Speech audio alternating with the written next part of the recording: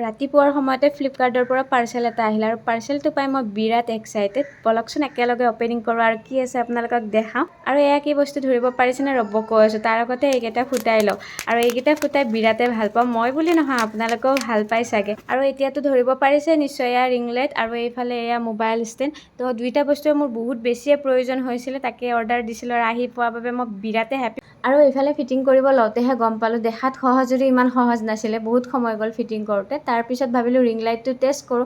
কাৰেণ্টত দিব চাওঁতে গম পালোঁ এনেকৈ দিব নোৱাৰি, ডাইৰেক্ট মোবাইলৰ চাৰ্জাৰডাল লাগে। তো মোবাইলৰ চাৰ্জাৰডাল ধুনীয়াকৈ কাৰেণ্টত লগাই ল'লোঁ।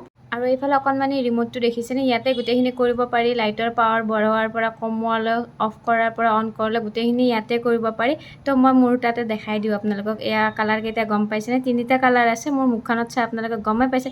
ইয়াৰ আৰু এটা বস্তু ভাল লাগিলে, হাইটটো চাওকচোন ইমান বেছি, মানে এইডাল আমি চেলফি ষ্টিক হিচাপেও ব্যৱহাৰ কৰিব পাৰিম। মই হাতখনেৰে দেখাই দিছোঁ, ইমান বেছি ওখ আছিলে। কিন্তু এটা বস্তু বেয়া লাগিলে, ৱেইট কম থকা মোবাইলটো যেতিয়া এনেদৰে ৰাখোঁ তো ধুনীয়াকৈ থাকি যায়, আৰু অকণমান ৱেইট থাকিলে মোবাইলটো এনেদৰে নাথাকে, পৰি যায়। যিহেতু প্ৰাইচটো বেছি নাছিলে, 550ৰ ভিতৰত আছিলে, সেয়াই ভাবিলোঁ অকণমান কমজুৰি হ'ব পাৰে প্ৰাইচটোৰ বাবে। আৰু মধ্যবিত্ত ফেমিলিৰ মানুহ যিহেতু, এডজাষ্ট কৰিবৰ কাৰণে শিকাব নালাগে, সৰুৰ পৰাই শিকি থৈছোঁ। তো তেনেদৰে এডজাষ্ট কৰিলে ধুনীয়াকৈ দেখিলে ভিডিঅ' বনাই আছোঁ। বাকী আৰু আজিলৈ বাই বাই।